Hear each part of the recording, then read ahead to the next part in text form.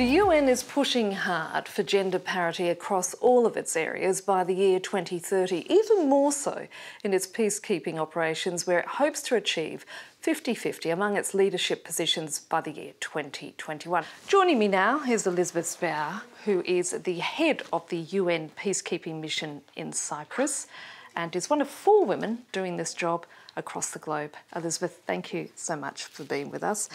Peacekeeping operations is one area of UN agencies where you see the lowest numbers of women. For instance, I believe in the military, less than 4%. Why is this so?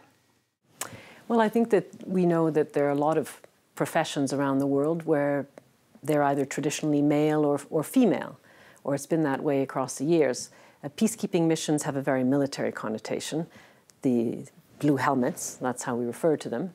And there's also the issue of it being a field-based operation where you have a lot of complex factors coming together. I think traditionally it just wasn't thought of as something that women would be able to do or should be able to do. That's changed a lot, of course, in the last number of years. Why is it so important to have women involved? One thing that we found through research, and not just at the UN, but others have done this research as well, is that women experience conflict differently than men.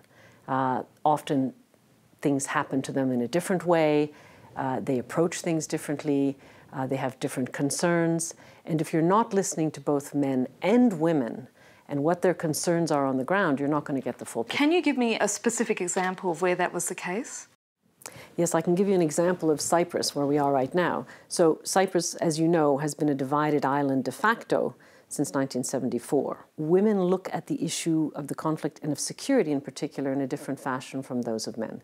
The research has shown that men, when you ask them about the security aspects of the conflict, they're thinking mostly in terms of hard security. What will happen to foreign troops?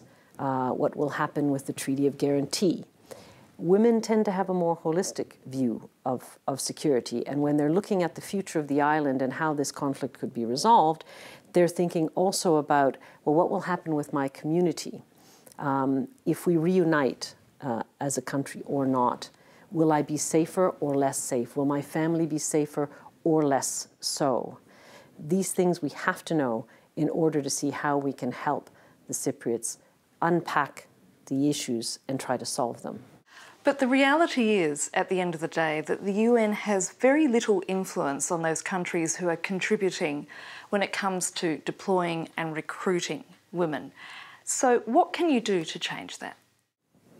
Well, it is a challenge. The good news, I think, is that troop contributing countries and police contributing countries, by the way, because we do have in many missions both police and military serving alongside the civilians in our peacekeeping operations, these countries are more and more conscious of the fact that it makes sense to have more women in these types of operations. So they're definitely willing to cooperate. But the problem is at its root, and that is that many militaries and, in fact, also many police services around the world don't have a lot of women in their ranks. So they need to be able to build up their own ranks in order to provide us with more women peacekeepers among the uniformed personnel. So with respect to that, I would say that even our peacekeeping missions help in a way, because in peacekeeping missions like this one, for example, and all of the others, you have multinational forces together. And a lot of the people that come here, the police and military, learn best practices from other contingents, from other countries, and how they manage to attract more females to their ranks. And that's something that they could perhaps bring back to their own context. Does that mean reaching gender parity is really an impossible target? I don't think so. I think it's definitely achievable, but I think I also wouldn't underestimate the challenge to it. We have to look at all of the aspects that have an impact on how we populate those very important positions. One is the recruitment. Another one is the issue of retention, as I was saying. There's an issue also of unconscious bias and whether we're doing enough to address that in the organization. So the people that are interviewing, the types of job descriptions we put out there, also what kinds of policies do we have? Do we have family-friendly policies that make it easier for women and men to be able to have a family and a career? That tends to be a bit more of a challenge for women than it is for men because of the way our societies are traditionally. There's a range of things that we need to be sighted on and we need to work on.